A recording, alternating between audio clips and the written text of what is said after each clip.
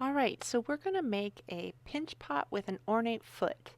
Now, let's just start off with what an ornate foot isn't. What I see, number one, is a whole bunch of they're like three balls. I'll just put three balls onto the bottom of my piece, and that'll be my ornate foot. And they put a little scratchies on there. They like put the thing in there, and they say, okay, we're done. And those balls, guys, they just pop right off. Like they pop off in the kiln so fast. So let's not. Let's talk about what ornate actually means. So ornate means that is made in an intricate shape or decorated with complex patterns. Okay? So just by we can still do like the 3 foot thing. 3 feet is a great thing, but we could like turn that into like a little spiral pattern. When we go to attach it, we want to make sure that we score it really well. I'm using my scoring tool.